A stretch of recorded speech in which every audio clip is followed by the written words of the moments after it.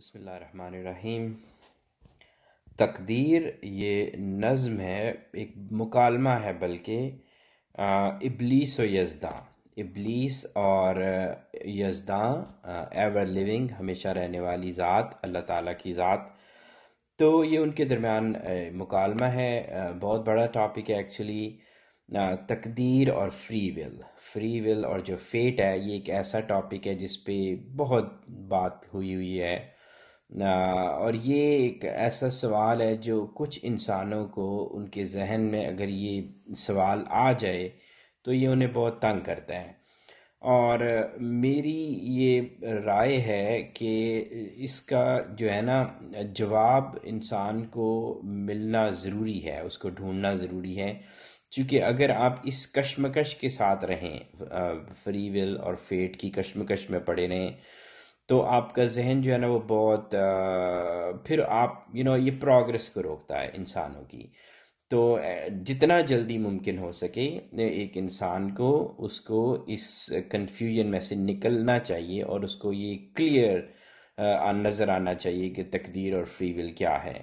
तो इकबाल ने इस नज़्म में उसको बताया हुआ है। उन्होंने एक्चुअली बहुत सी नज़मों में ये बताया हुआ है ये टॉपिक।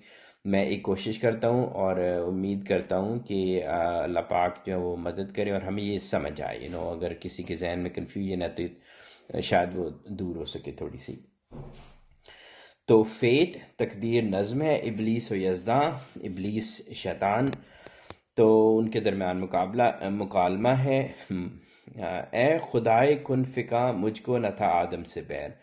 तो बात वहीं पे चली जाती है। वो आदम को सजदा नहीं किया इब्लीस ने, तो उसके बाद वो ये कह रहा है कि ए खुदाए कुन फ़िका, ए कुन फ़यकून के मालिक, कुन कमांड के मालिक, और वो जो फ़यकून सामने हो जाता है। मुझको न था आदम से बैर, कि मेरी पर्सनल कोई दुश्मनी नहीं है इसके साथ जो आपने एक चीज़ बना दी आदम। आह वो जिंदानी नज़दीक दूरो दैरो जूद, आह वो जिंदानी नज़दीक दूर व दैरो जूद।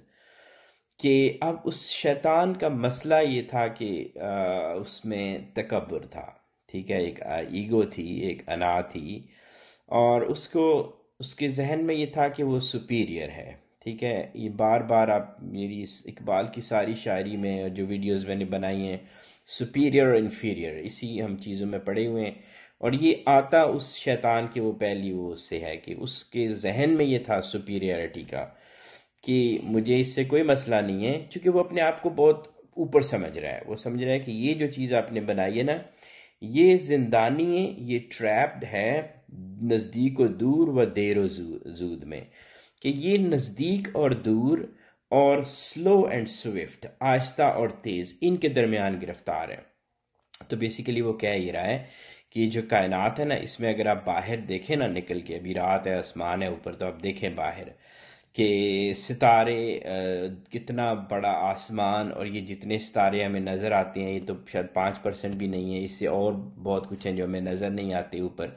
और इनके जो साइजेस हैं, हमारा जहन जो है उनको कम्प्रीहेंड ही नहीं कर सकता कि चीज़ों के अजसाम कितने बड़े हो सकते हैं, उनके साइजेस कितने बड़े हो सकते हैं। तो ये एक तरफ है, हम यहाँ पे ऑब्जर्व कर रहे हैं बहुत बड़े साइजेस हैं ऊपर की तरफ। और फिर जब आप चीज़ों को छोटा करते जाएं ना, काटते जाएं आप, छोटे से छोटे लेवल पे जाते जाएं, तो एक micro and macro, macro Cosmos and micro. तो माइक्रो में ये कि और चीज़ें छोटी होती जाती हैं, एटॉमिक लेवल उससे भी छोटे, पार्टिकल्स उससे भी छोटे, तो ये उसकी भी कोई हद नहीं है। लेकिन ये एक हद है दूर की और नज़दीक की। तो इंसान जो है वो कह रहा है कि तुम इनको तो तुमने इसमें ट्रैप कर दिया, इस डायमेंशन में। और देरो जूद, स्लो एंड स्विफ्ट, क्योंकि ये कायनात में मोशन है जिसमें हम रह रहे हैं ना, इसमें मोशन है, और वो रिलेटिव मोशन है। हर कोई जो है ना वो एक दूसरे से रिलेटिव उसकी मोशन होती है, और वो एक दूसरे को इफेक्ट करती है। ठीक है, तो फ्री नहीं है बेसिकली, हर कोई इस ट्रैप में है। तो वो कह रहे हैं शैतान कि भाई ये तो ट्रैप है इसके अंदर, तो मुझे इससे कोई मसला ही नहीं है। हरफ़े इस्तकबार तेरे सामने मुमकिन न था, हाँ मगर तेरी मशीयत में न था मेरा सजूद।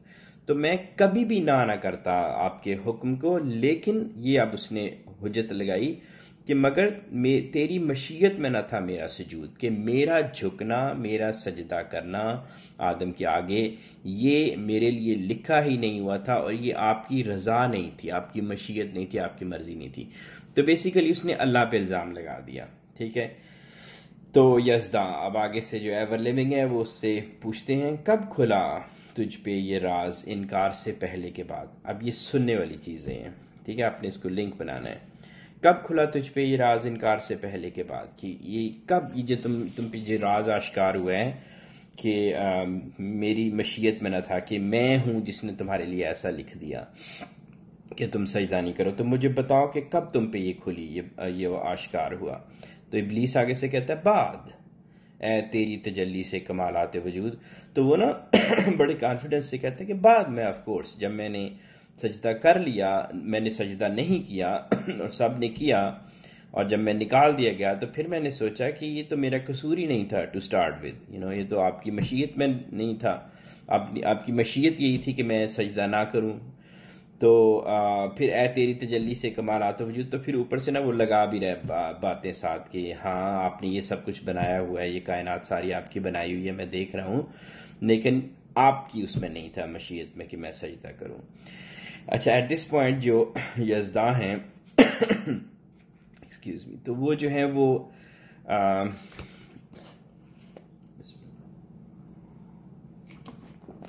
यज़दा जो है वो फिर फरिश्तों की तरफ देखकर, तो ये जहाँ पे कन्वर्सेशन हो रही है ना, वो आगे पीछे एंजल्स मौजूद हैं, तो उनकी तरफ देख के कहते हैं, पस्ती फितरत ने सिखलाई है ये हुज्जत उसे, कि ये जो बोल रहा है ना, ये जो शैतान है, ये जो कह रहा है कि मैंने इसके लिए ऐसा लिखा है, ये इसकी पस्ती फितरत है, ये इसकी कैरेक्टर की लोनेस है। ठीक है, ये इतना लो कैरेक्टर और इतना लो चला गया है, कहता है तेरी मशीयत में न था मेरा सजूद, और मुझे कहता है कि मैंने इसके लिए ऐसा लिखा हुआ है, दे रहा है अपनी आज़ादी को मजबूरी का नाम।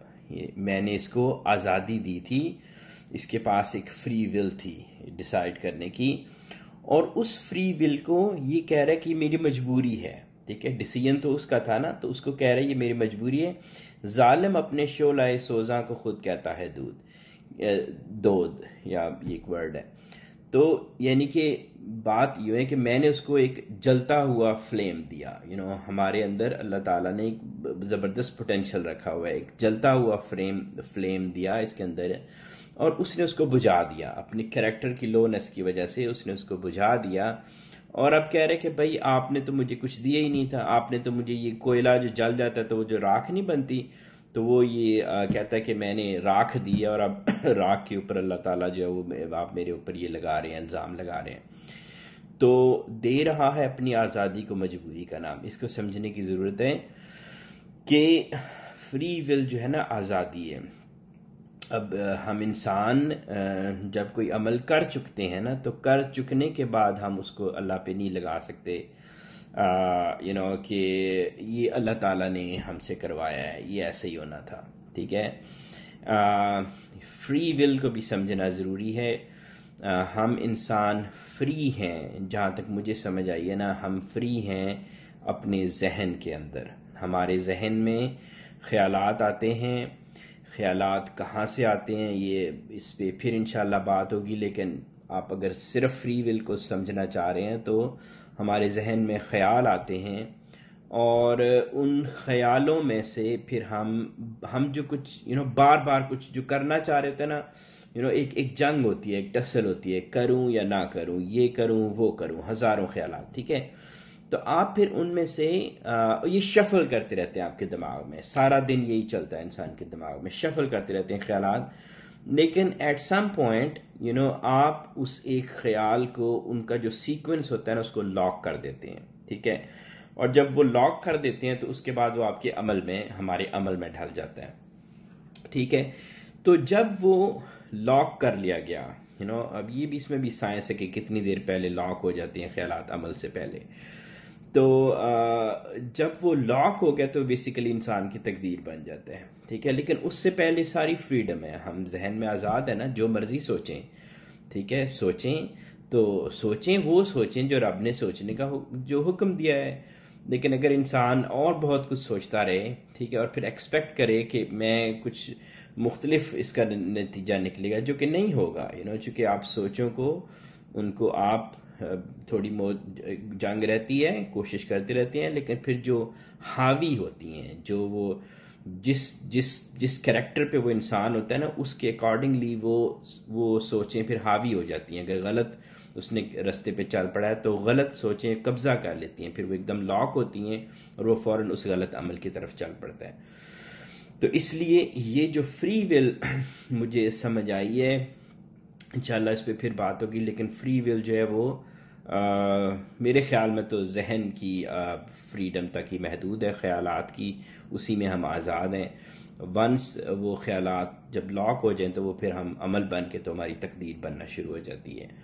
और ये तकदीर वो है जो अल्लाह ताला के रजिस्टर में लिखी हुई है सारी, चूँकि अल्लाह ताला तो उनको हर तरह का नॉलेज है ना, उनको बाद का भी पहले का भी, सो वो पहले भी थे, वो बाद के बाद भी होंगे, तो हर चीज़ उसको वो मुहीत है, उसके उनको उनके नॉलेज में हर चीज़ है। तो उनके लिए और इस कायनात में ये चीज़ हर चीज़ लिखी हुई है, रिकॉर्डेड है।